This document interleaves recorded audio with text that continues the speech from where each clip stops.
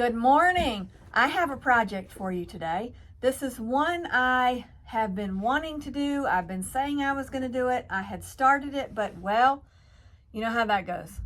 They get in production and they get put on hold. So now we are going to finish it. I want to show you first what you need. The first thing you will need is this. This is a stabilizer and it has glue on one side and not on the other. And it's got, if you can see it good, these grids on it. And they come in different sizes, and we have them here, all here in the shop. But the one I'm going to use is a 2-inch finished square. We have them smaller, we have them all different sizes. But the reason I'm going to use a 2-inch finished square is because I'm going to use 2.5-inch cuts of the mini charms so that I don't have to cut them. This is why I like this project. This is done. And this is done for me.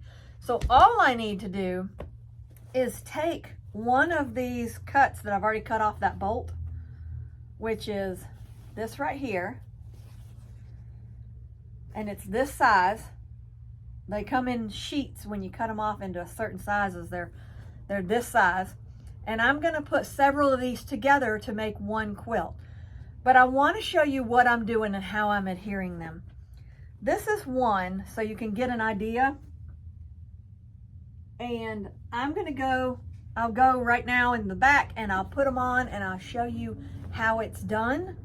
It is easy, it is quick, and it is a cute project when it is done. So let's get started.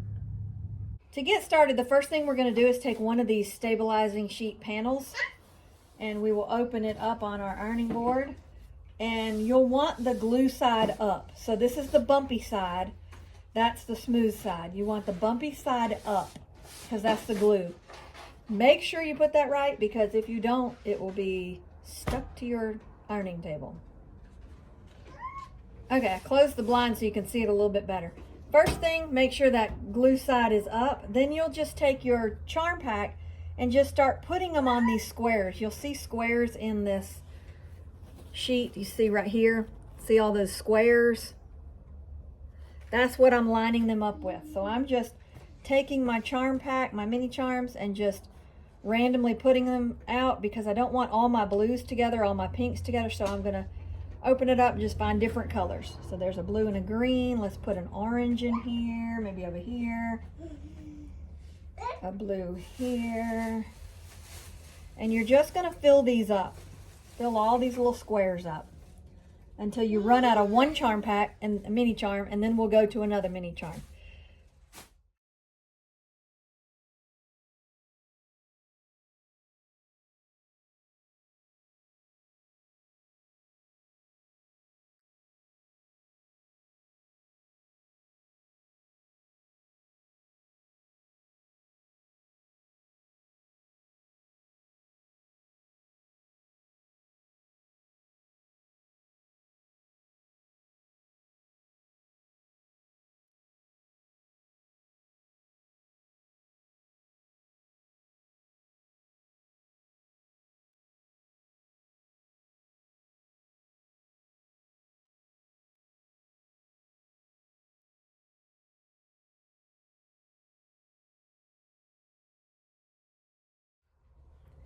Once you've got all of your squares filled in for one section, you'll take your iron and you'll carefully place it on top. You don't want to slide it because I don't want to move these pieces.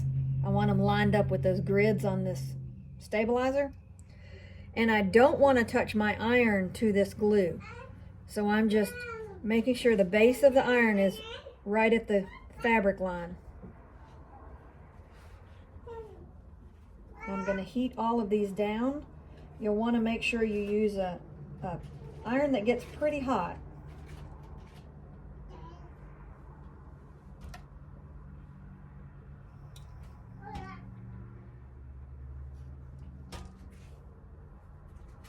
I'll just do this all over this piece. And then when I get that done, I'll slide it up. And I'll go to the next part of the grid. So now I've got some more grid squares here. I'll take these and I'll fill them up again. And why I'm doing randomly around here instead of straight across in a row, I'm just kind of making sure I don't put two oranges together, two blues together. I'm just trying to space them out.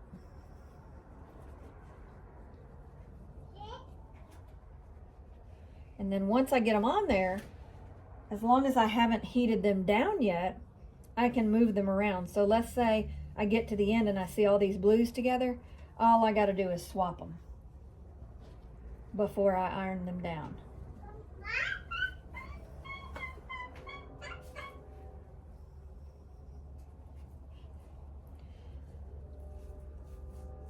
So I'll just finish filling these squares in, and then I'll iron them like I did a minute ago.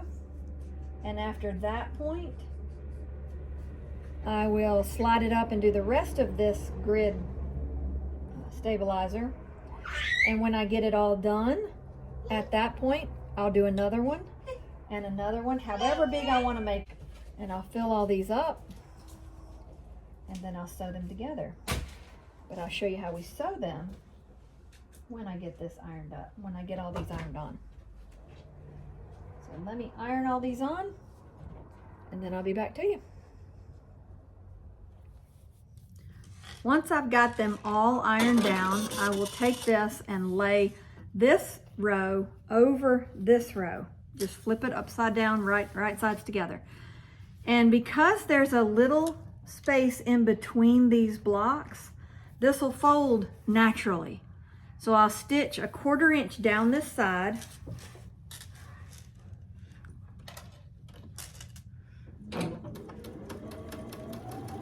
I'll stitch all the way down this row.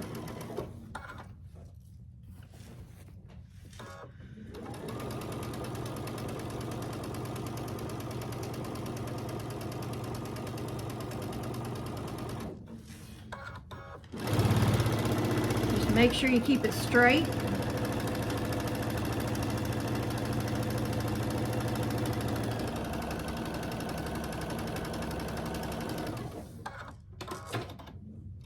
Then I'll cut my thread. And when I open it up, it looks like that. Then I'll take it opened up and I'll fold the next row down. So now I've got it like this. And I'm going to sew this row at a 1/4 inch.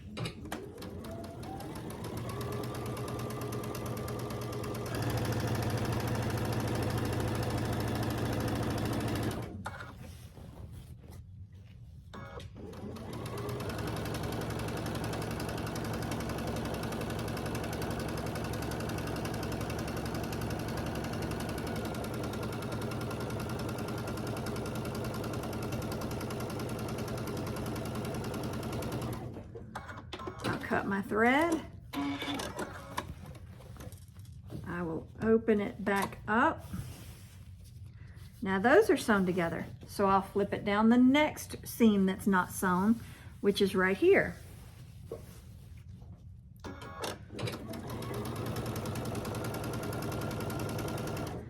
I'm going to do this all the way across this side of the fabric, and then I'll come back and I'll show you the next step. Once you have sewn all of your strips going one direction, then it's going to come out looking like this. So now what we need to do is go to the first row that we started on and go and clip each piece up until that stitch line. You don't want to cut through the stitch line. If you do, it's not a terrible mistake because you're still on the grid paper and it's stabilized, so you're good. But just try not to clip through that stitch line. We're going to do this so that we can turn this over in a minute, and then first we'll go to the next row.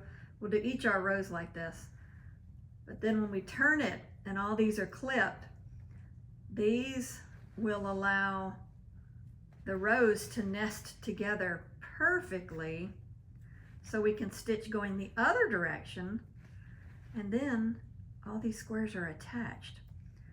A whole lot easier and quicker this way than the traditional way. So now you'll go to the next row. Let's see, I just did that row. We'll go to the next row and we'll do the same thing. So I'm just going to clip up until that stitch line.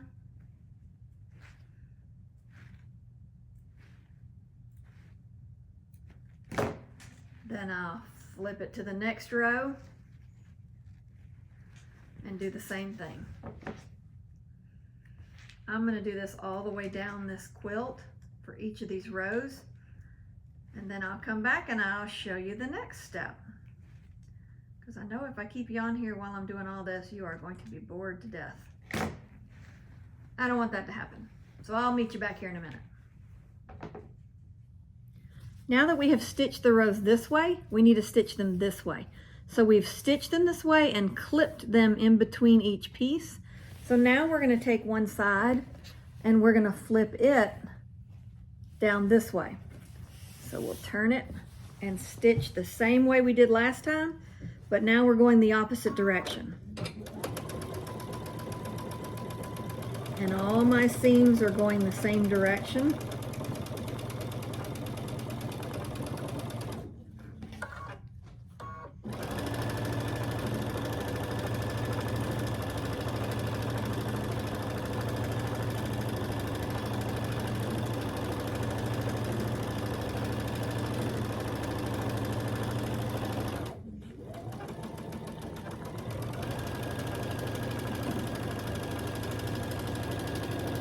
When we get to the end of the row, we will clip our thread and we'll do the same thing with the next row. Flip it to the next row.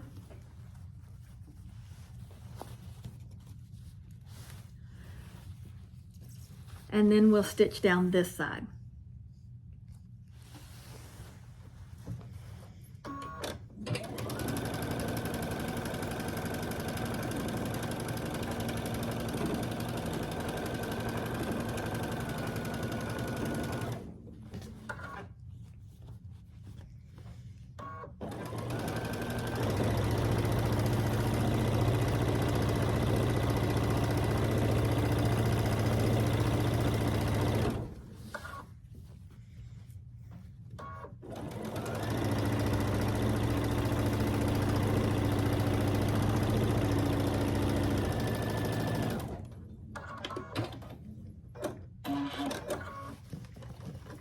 When I clip that thread, I'll open it up and show you that now these rows here are already sewn together. It looks like we pieced these one by one, but we didn't. Now we'll have to iron them open, but right now, that's what it's going to look like when we get all these done. So I'm going to keep doing these rows and then we'll come back.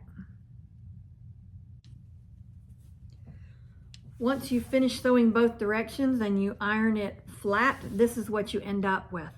So it looks like you sat and sewed each one of these squares together, when in actuality we didn't.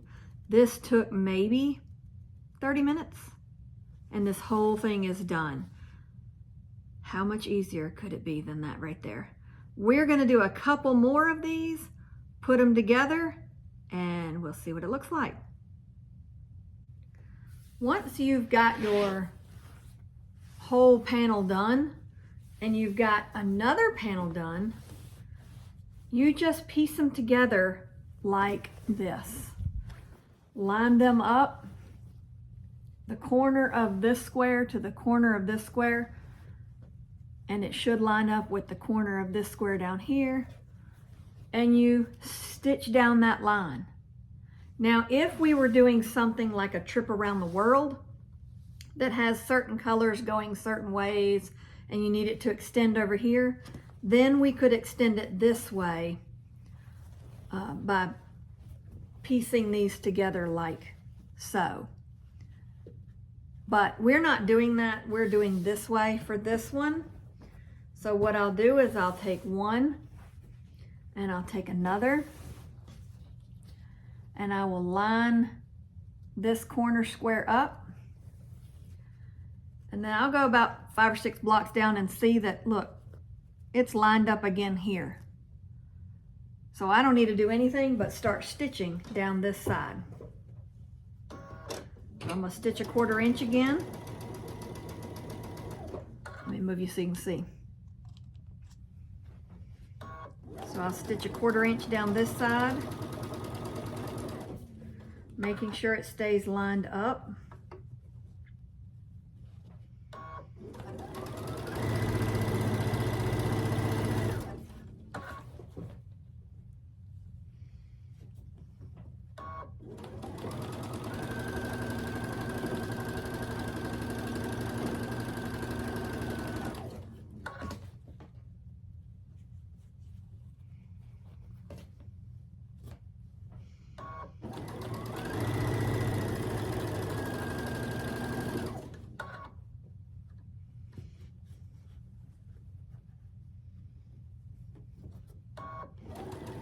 And this grid makes it really easy to line it up. Makes it really easy to do this entire thing.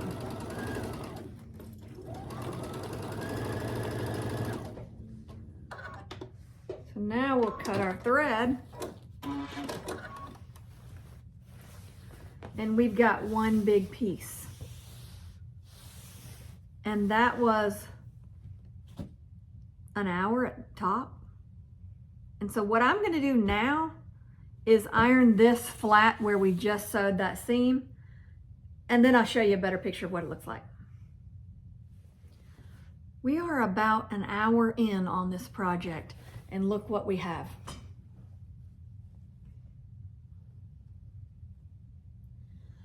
Now we could do several things at this point. We could keep going and make it bigger. We could add a border and then add more and then add a border. There's a lot of different ways you can do this. There's also a lot of different ways you can use this. You could do a trip around the world. You could do a heart, any picture you can think of. This could be pixelated. So let's say you wanted to do a red heart on white fabric. Then you do all the white around it, and you just, when you're doing your squares, form those red ones in the form of a heart in the middle of this, and you've got a red heart in the middle of white fabric. So there are a lot of things you can do with this. This grid would be perfect for a tote bag, a purse, a makeup bag, really anything. Lots of different quilt patterns are used with this grid paper. We have multiple books at the shop on different quilts you can use. And so, well, let me show you some. These are the books that I was telling you about. We've got multiple different books, but I'll show you a couple of them. These. And all of these are made from that grid stabilizer. Let's see. Here's some different ones in here.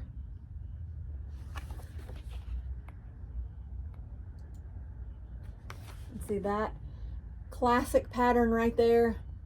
That pattern is in here. You could make that with that grid paper.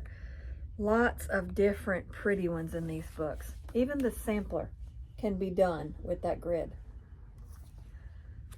That can be done with the grid. That grid is amazing. I'm telling you that now. It is amazing for lots of different purposes.